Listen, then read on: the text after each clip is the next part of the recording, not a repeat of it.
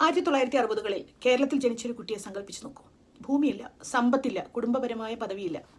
ലോകത്തിന്റെ പല ഭാഗങ്ങളിലും ആ കുട്ടിയുടെ ഭാവി ജനിക്കുമ്പോൾ തന്നെ തീരുമാനിക്കപ്പെടും. പക്ഷേ കേരളത്തിൽ അങ്ങനെയല്ല ഉണ്ടായത്. ഇടതുപക്ഷ നയങ്ങൾ ആ കുട്ടിയുടെ ഭാവി ചരിത്രപരമായി തന്നെ മാറ്റിമറിച്ചു. നമ്മൾ പറയാറുണ്ട്, ഗർഭകാലത്ത് ഒരു അമ്മയ്ക്ക് കിട്ടുന്ന പരിചരണവും പോഷണവും സംരക്ഷണവും അവർക്ക് ജനിക്കാൻ പോകുന്ന കുട്ടിയുടെ ഭാവി തന്നെ നിർണ്ണയിക്കുമല്ലേ. അതുപോലെ കേരളത്തിന്റെ ഇടതു രാഷ്ട്രീയ നിക്ഷേപങ്ങൾ സമൂഹത്തിന്റെ ദീർഘകാല ശക്തി രൂപപ്പെടുത്തിയത് വ്യക്തികളെ മാത്രമല്ല, ഭാവി തലമുറകളെ കൂടിയാണ്.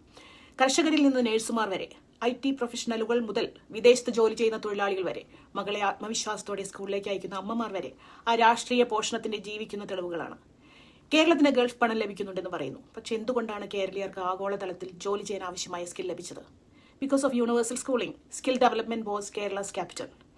ചൈന മനുഷ്യ കഴിവുകളിൽ ഇൻവെസ്റ്റ് ചെയ്ത് ലോക സമ്പദ് വ്യവസ്ഥയുടെ കേന്ദ്രമായി മാറിയതുപോലെ മനുഷ്യ വികസനത്തിൽ ഇൻവെസ്റ്റ് ചെയ്തുകൊണ്ട് കേരളം ഇന്ത്യൻ ഇക്കോണമിയിൽ യുണീക്കായി മാറി. മനുഷ്യ വികസനം ഒരു യാദൃശ്ചികമല്ല, that is planning.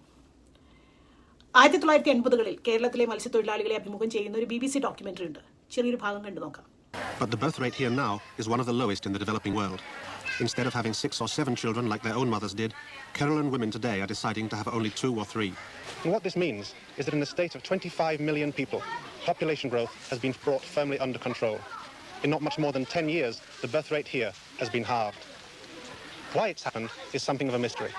But in a world where rapid population growth is still one of the major problems of our time, the secret of Kerala's achievement would clearly be an important discovery.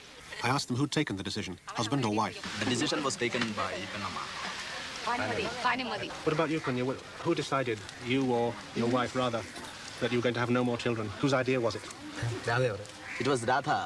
അന്നത്തെ കാലത്ത് ഭാര്യയുടെ തീരുമാനമാണ് എന്ന് ഒരാൾ പറഞ്ഞിട്ടുണ്ടെങ്കിൽ സ്ത്രീകൾ തീരുമാനമെടുക്കുന്നവരാണ് എന്നർത്ഥം. ഇവിടെ അദ്ദേഹം ശാന്തമായി തന്റെ ഭാര്യയെ ചൂണ്ടിക്കാണിക്കുകയും ആ അധികാരത്തെ അംഗീകരിക്കുകയും ചെയ്യുന്നു.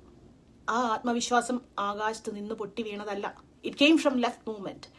Women's literacy, public health access, political awareness, collective movements, trade unions and community organizations where women participated. When a woman can decide the size of a family, she is not just a mother. She is an equal citizen. ഇവിടെ ആശുപത്രി തന്നെ ഈ പിള്ളേർക്ക് കുത്തിയുണ്ട്, BBC എടുക്കുന്നുണ്ട്, അങ്ങനെ ഓരോ കുത്തിവയ്കളുണ്ട്.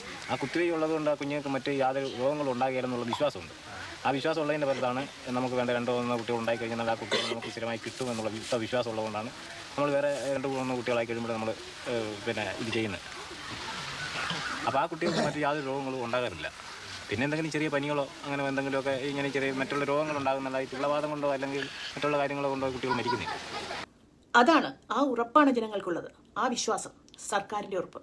അതാണ് അവിടെ പറഞ്ഞത്. മറ്റു ജീവജാലങ്ങളെ നോക്കുമ്പോൾ നമുക്കുള്ള പ്രത്യേകത, we make things, we build tools, we create institutions, we transform nature. കേട്ടിട്ടില്ലേ, ആകാശത്തിലെ പറവകൾ വിതയ്ക്കുന്നില്ല, കൊയ്യുന്നില്ല. പക്ഷെ മനുഷ്യർ അങ്ങനെയല്ല. നമ്മൾ ചരിത്രജീവികളാണ്. We shape history through production, knowledge and labour. ആ ക്രിയാശേഷി മരവിച്ച സമൂഹമായിരുന്നു നമ്മുടേത്. അത് കെട്ടിക്കിടക്കുന്ന വെള്ളം പോലെയായിരുന്നു. ഇടതുപക്ഷ പരിഷ്കരണം ഒരു നദീതടം തുറക്കുന്നത് പോലെയായിരുന്നു.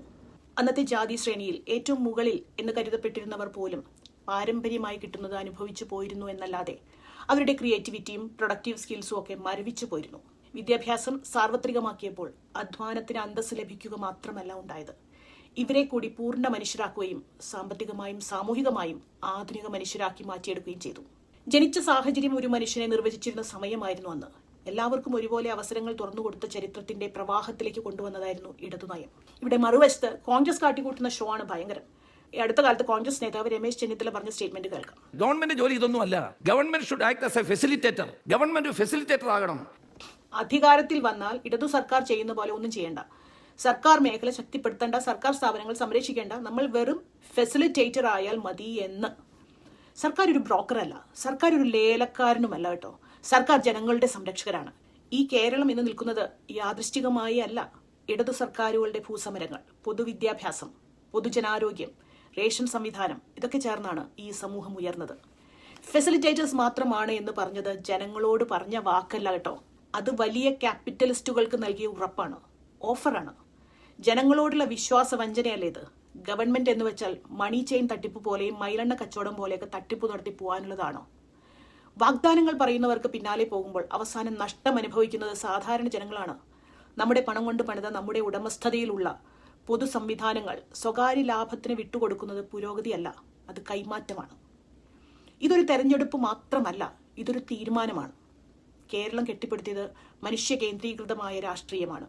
അതിനെ തകർക്കാൻ ശ്രമിക്കുന്നവർക്ക് മറുപടി നൽകേണ്ട സമയം ഇതാണ്. ശക്തമായ തലമുറകൾ തുടർച്ചയായ പ്രതിബദ്ധതയിലാണ് രൂപപ്പെടുന്നത്. ഇടതുപക്ഷം തുടരണം.